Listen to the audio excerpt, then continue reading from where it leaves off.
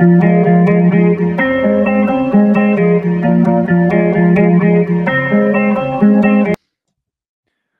going on, everyone? Welcome into Around the Felt, continuing our mini-series tonight with the Tennessee Titans recapping their 2024 season and the 2025 offseason thus far. Tough season for the Titans. Obviously, they have the number one overall pick in the draft. Reagan, I know you had some high hopes for the Titans last year. Did not pan out necessarily well for you. The Titans went down without a fight. Titans from Nashville. They went down without a Reagan. fight. You went crazy down in Nashville, so you must love the city. I really Maybe did. That's why you like the Titans so much. Yeah, I really did. I went to the Kanye West Steakhouse with a friend of the program, Mr. Zach Tong, Octagon Man himself.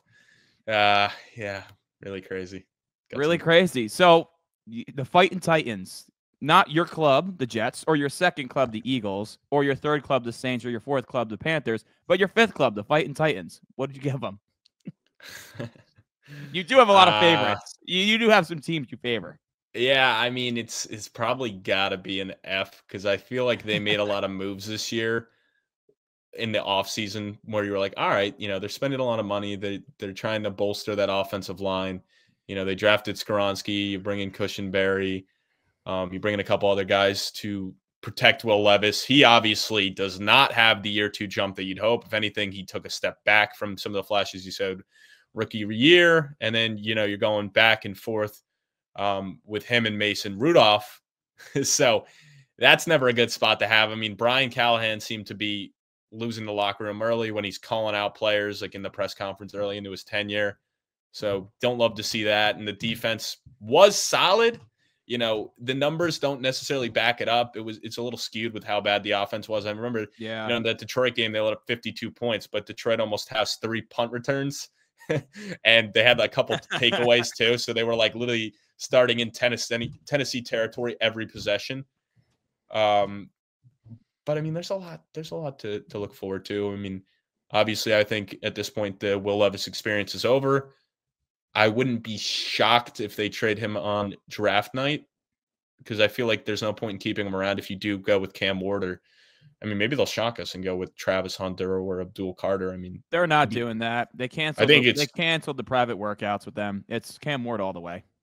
Yeah, so I would think at this point, they should just get Levis out of there. I could see Levis getting moved on day 2, for like a third round pick, like mid draft. Like this pick has been traded. Will Levis going here, going to be like some backup, like similar to what Dallas just did, trading for Milroe. Could be like a young guy behind a vet. I could see that for Levis. What do you mean trading for Milroe? I mean, Milton. I'm sorry. Oh, I was like, what? Yeah, I'm sorry. Joe Milton. I'm like, Joe are you Milton. calling? Sorry. Never mind. I see what you're saying now. Sorry. Yeah, Joe Milton. You know what I mean? Like getting a young guy to kind of sit behind a vet. Like maybe the Rams, if they don't draft someone, I could see him trading for Will Levis to be behind Stafford, who's aging. You know what I mean? Something like that. Yeah, no, I would like that. But yeah, overall, I had some expectations that this team could compete in the division, and they really didn't compete at all season. It was just, I mean, I shouldn't say that. Early on, they were competing. It was just some bad mistakes that, they fell apart towards the end of the game because of some costly meme-like turnovers from Will Levis, but an F. Yeah, man, I agree with you. It's definitely an F. If you're picking first overall, it's hard not to give you an F. And this offense was just one of the worst in football. 27th scoring, 26th total. Passing offense was bad, as you can imagine, with Levis and Rudolph. Levis had 13 touchdowns to 12 picks in 12 games. Not great. I mean, his accuracy somewhat improved, but clearly not enough to lead to wins for this team. And as you mentioned, Reagan, like defensively, they were second in terms of total yards allowed, but 30th in scoring. Like they just were just totally screwed by their offense and special teams. They were the second best passing defense. So, bringing in L'Jarius Sneed and Chidobe Awuzie clearly helped, although Awuzie has since been released in this offseason. But I mean, yeah, it's really not much to talk about here. I mean, you mentioned the vets they added. They brought in, it was weird because they weren't really a team that was set up to compete very much. And they added Calvin Ridley, Tony Pollard, Chidobe Awuzie, Kenneth Murray, who's also been released, Calvin Ridley, Tyler Boyd, L'Jarius Sneed. That's a lot. You add And I was all going to those. say, they got some guys on defense.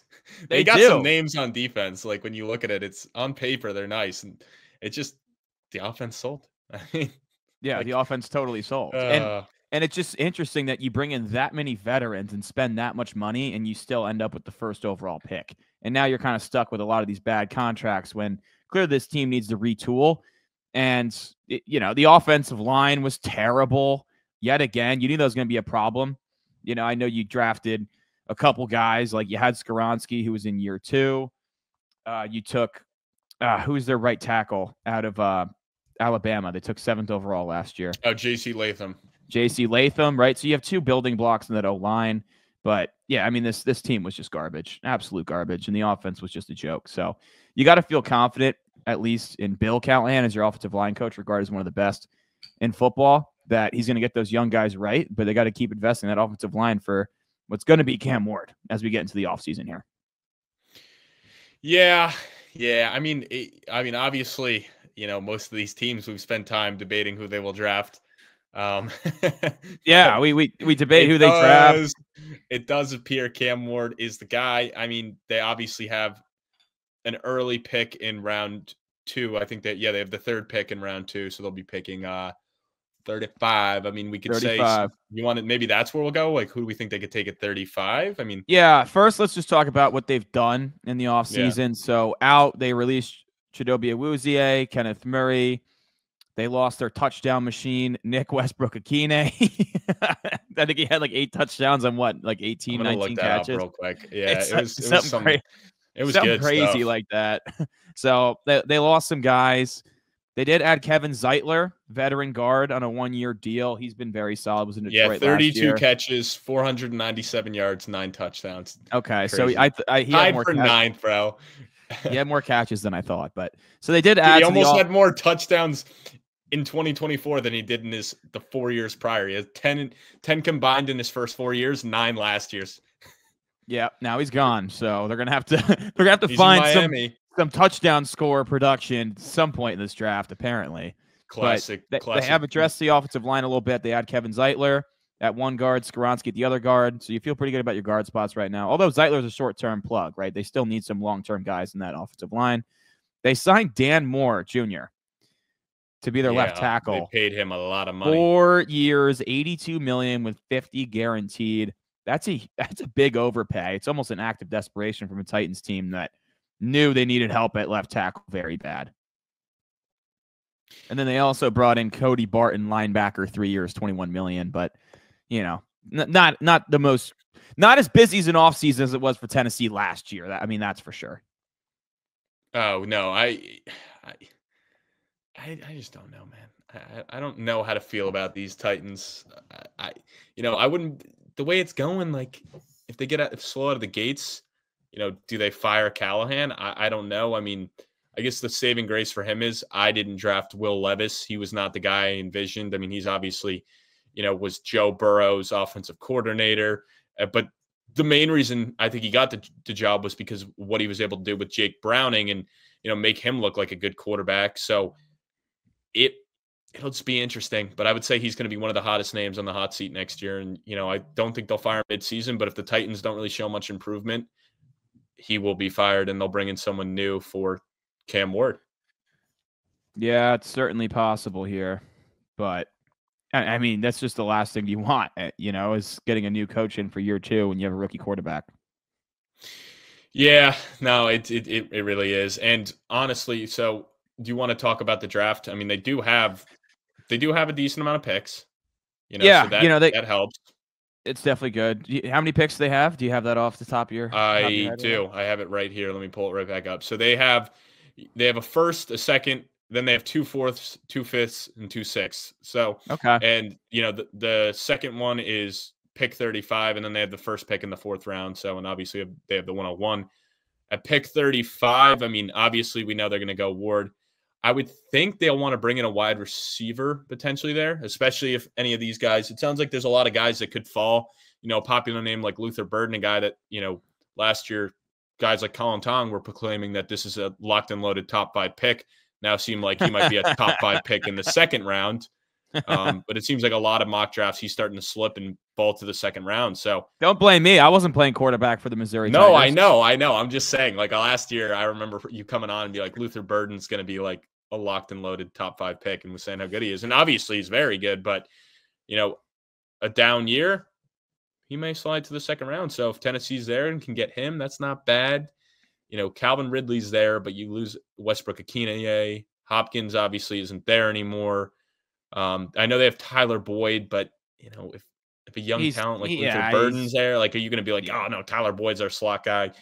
No. Who are some other names you could see like at the wide receiver position? Because I know that's one of the biggest needs for the Titans right now. Emeka Egbuka, I think, would be a great pick if he's there. I know he's kind of in that.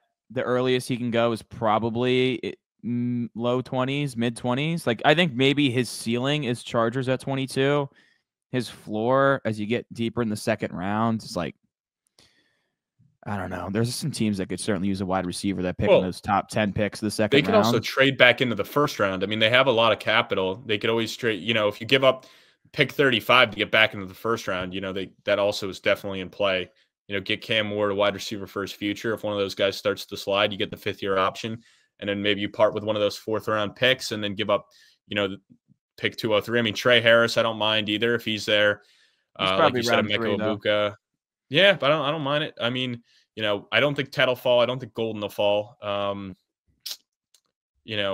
think offensive tackle's definitely in play if there's someone worthy on the board. You think with them? I don't know. I mean, I guess they've moved him to guard, but I find it hard to believe that they would go tackle. I think they need more. I mean, but the thing is, those guys, like, they all have guard flexibility, right? Like, if you're going to go like Josh Connerly out of Oregon, you can kick him in.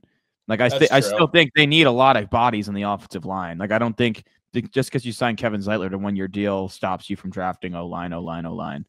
You could always bolster the defense more. I mean, if Malachi Starks falls or Nick Amawaria from South Carolina falls, I mean, you could take a safety there for sure.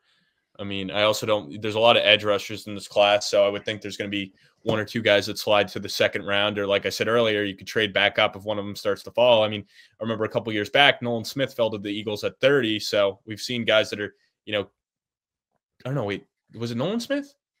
Yeah, Nolan Smith. Yeah, it was Nolan Smith that fell, right? Yep. Yeah, so we've seen these guys that obviously fall, and they were like projected to be top 10, top 15 picks, they start to slide. So Titans could pounce. They really could with all that capital. So, and then to get that 5th-year option is always a nice thing because a lot of these contenders are more than okay with trading back and picking up some more capital.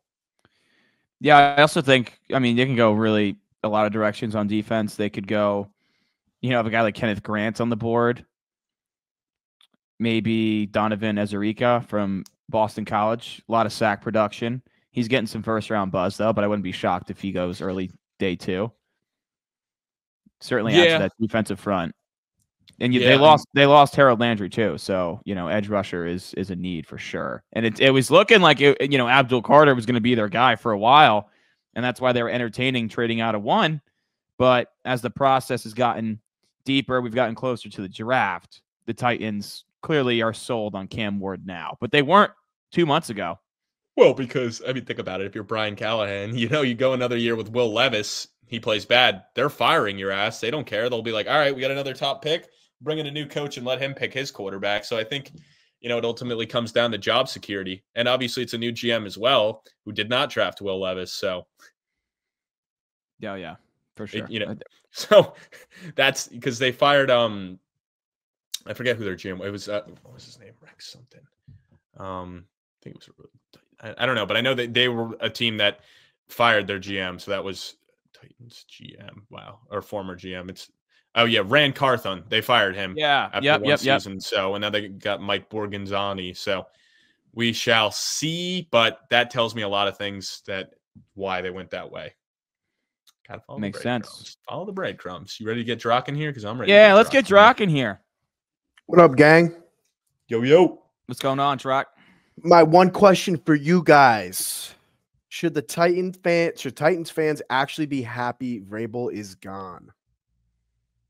No, I don't think so. I think you lost a great coach that clearly was priority number one, I think, for a lot of teams this offseason, maybe Ben Johnson. But, Vrabel's proven himself that he's a winner in this league. He is beloved by his players. He's a true locker room guy. He set the culture.